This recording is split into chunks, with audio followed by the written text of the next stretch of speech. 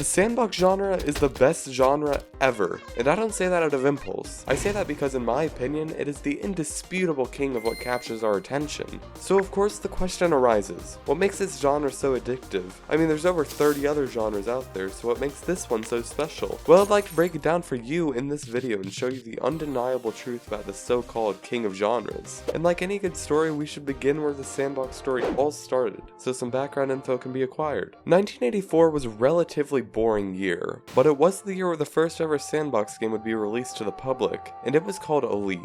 And whilst it wasn't the most aesthetically pleasing game, it was what set the industry off to further explore the sandbox genre. And advancing after this, a real hit would actually arise and people would begin to take note of what the genre did so well. And the game that really hit it off would be none other than SimCity, a game where you could build your own cities and periodically you would have to survive these natural disasters. A year after SimCity, GTA 3 would release, and shortly after that, Gmod and Roblox would release. And after speeding through that short little timeline, did anyone notice something special about these games? Well, if you didn't quite catch it, I'll tell you. All of these games are mostly still in today's culture, with the exception of possibly The Sims and more than likely Elite. I mean, Gmod has indisputably maintained somewhat relevance for over a decade at this point, and you could say the same thing about Minecraft and Roblox. And now that we've deduced the origin of these games, we can look in depth at exactly why the sandbox genre is the best genre ever. As defined on Wikipedia, a sandbox game is a video game with a gameplay element that provides players with a great degree of creativity to interact with. Now, some of you longer term fans might notice that creativity thing and remember my last video, which you can go watch after this one if you haven't. But the main idea is that creative freedom is fucking amazing, and this is only exemplified when you get to sandbox games. And the cool thing about sandbox game is that way more often than not, they offer a limitless amount of possibilities. Let's look at Minecraft with this knowledge. According to this website, a world has a width of 60 million blocks and thus a length of 60 million as well. With this information, we conclude that a Minecraft's world 2D area is 60 million squared, but when we multiply that by the y-axis, which is 384 total blocks, we get 1 quintillion, which is absurd.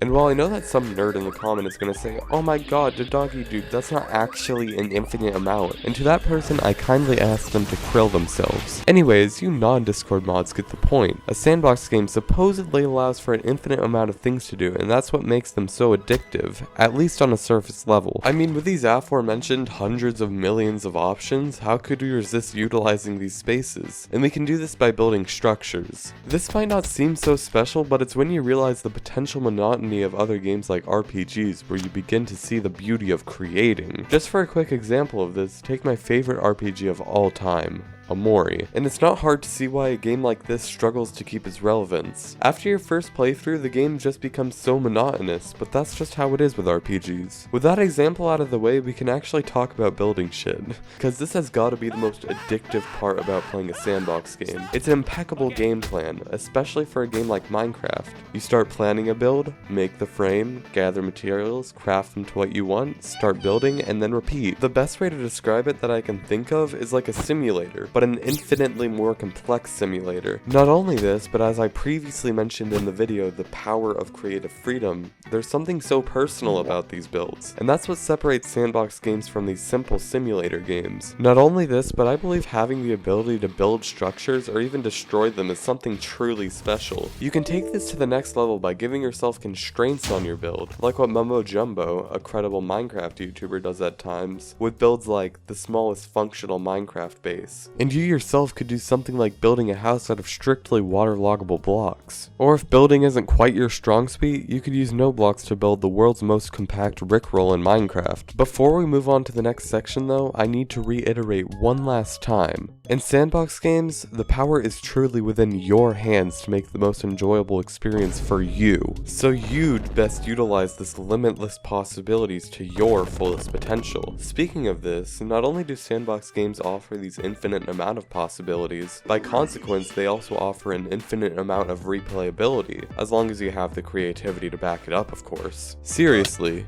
You may not recognize it now, but replayability is the most healthy thing a game can have to encourage its longevity. Again, let's go back to that RPG example. Take a game like Undertale. You can see that these games live off of being impactful enough on your first few playthroughs before the combat and exploration becomes stale. With that being said, replayability is so critical for just the general idea of a sandbox game. Let's give you another example to solidify this idea. Garry's Mod, as you might know, is a very open game, and I say that as in it's very open source. And this is extremely helpful for its longevity, not only because it gives you so much creative freedom, but it also means that mods are very welcome in the engine. And I think it might be better if I just show you how important this is rather than trying to explain it.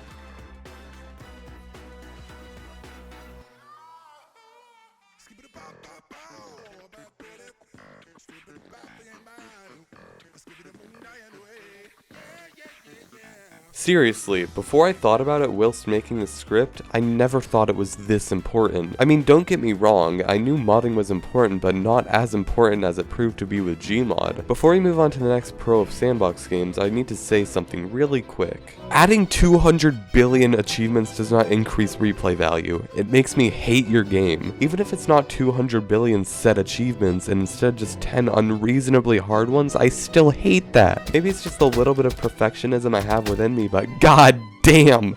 I mean, I'm all for a challenge, but this? And this? Who thought this was a good idea? Ugh.